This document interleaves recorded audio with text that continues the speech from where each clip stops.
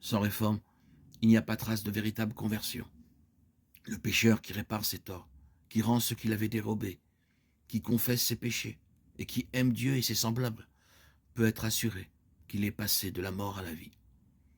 Dès que nous venons à Jésus en qualité de créature égarée et pécheresse et que nous participons à son pardon, l'amour germe dans notre cœur. Tout fardeau devient léger, car le joug que Jésus nous impose est aisé. Le devoir devient un délice, le sacrifice un plaisir. Le sentier qui semblait enveloppé d'épaisses ténèbres est illuminé par les rayons éclatants du soleil de justice. La beauté du caractère de Jésus se retrouvera chez ses disciples. Il prenait plaisir à faire la volonté divine. Aimer Dieu et vivre pour sa gloire étaient les deux puissances de sa vie.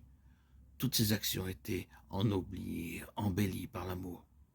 L'amour vient de Dieu. Le cœur irrégénéré ne saurait le produire. Il ne se trouve que dans le cœur où Jésus règne. Nous aimons parce qu'il nous a aimés le premier. 1 Jean 4, 19. L'amour est à la base de tous les actes du cœur, régénérés par la grâce divine. Il modifie le caractère,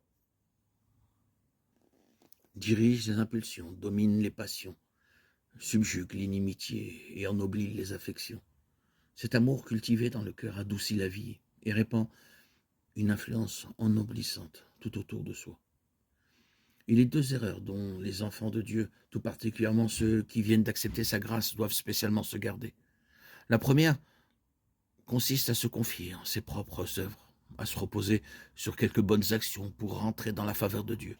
Celui qui recherche à observer la loi et à devenir saint par ses efforts entreprend une impossibilité. Tout ce que peut faire l'homme hors de Jésus-Christ est entaché d'égoïsme et de péché. Seule la grâce de Jésus par la foi peut nous rendre saints. L'erreur opposée est non moins dangereuse. Elle consiste à croire que la foi en Jésus dispense l'homme d'observer la loi de Dieu. Que la foi étant seule capable de nous rendre participants de Jésus-Christ, nos œuvres n'ont rien à voir avec notre rédemption. Veuillez observer ici que l'obéissance n'est pas seulement une soumission extérieure, mais un service d'amour. La loi de Dieu est un reflet de sa nature. C'est l'expression du grand principe de l'amour et par conséquent la base de son gouvernement dans le ciel et sur la terre. Si nos cœurs sont transformés à la ressemblance de Dieu, si l'amour divin est implanté dans notre âme, ne mettrons-nous pas en pratique la loi de Dieu dans notre vie? Quand le principe de l'amour est enraciné dans notre cœur, quand l'homme est transformé à l'image de celui qui l'a créé, cette promesse de la nouvelle alliance est accomplie. Je mettrai mes lois dans leur cœur et je les écrirai dans leur esprit. Hébreux 10, 16. Et si la loi est écrite dans le cœur, ne façonnera-t-elle pas la vie? Une obéissance, une soumission qui a l'amour pour mobile, voilà la véritable preuve de notre conversion.